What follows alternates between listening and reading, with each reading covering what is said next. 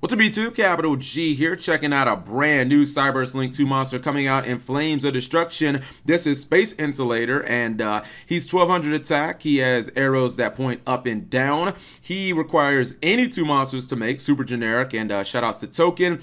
Each monster this card points to loses 800 attack and defense. When a Cyberse Link monster is link summoned to your field while this card is in the graveyard, except the turn that this card was sent to the graveyard, you can special summon this card to a zone that monster points to, and if you do, this card cannot be used as link material. Also banish this card when it leaves the field.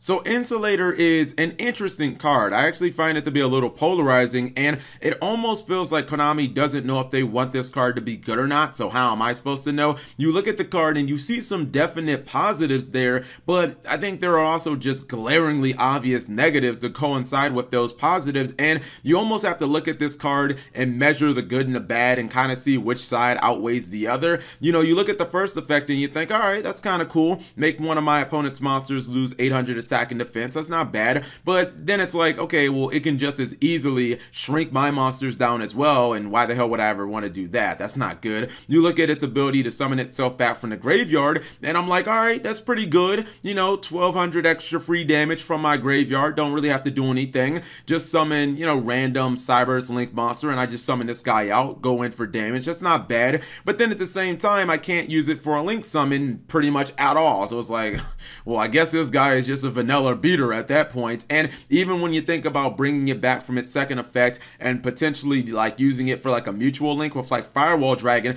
to get more value out of Firewall Dragon, that sounds good, right? But at the same time, since it's linked up, it's losing 800 attack. So it's like, oh, that's bad. Like every time you see something good in this card, you see something equally as bad, and I'm just like, I don't know, because I feel like situationally it can be good. I just don't know if it's going to be consistent. Like if you summon, I don't know, if you summon this guy and you use him as a stepping stool to go into another monster, whatever that random monster is, and that monster dies, and your next turn you summon like a Deco Talker, that's like the one situation where I can think of where Insulator is like insanely good, because then you can summon Insulator back. You can summon him to a point where Deco Talker, you know, is pointing to. Deco Talker gains 500 attack. This guy basically adds 1200 damage, so you're getting like 1700 free damage on board, and that's great.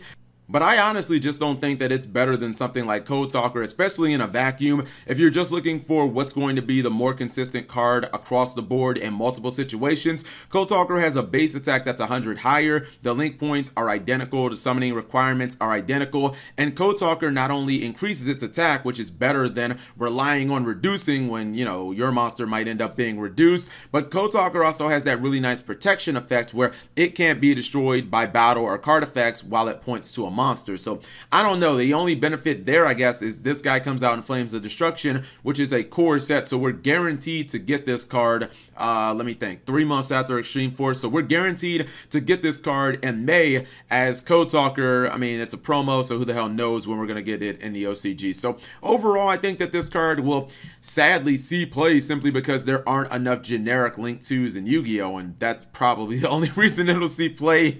When something else comes out that's marginally better, this will be one of those cards that I think gets power creeped into oblivion outside of maybe Cyberse decks, which yeah, it can have a home there because they're gonna be link summoning Cyberse cards all the time. So whatever you guys think, leave it in the comment section below. Thank you guys for watching. As always, subscribe if you have not already. Turn on that notification bell for daily videos.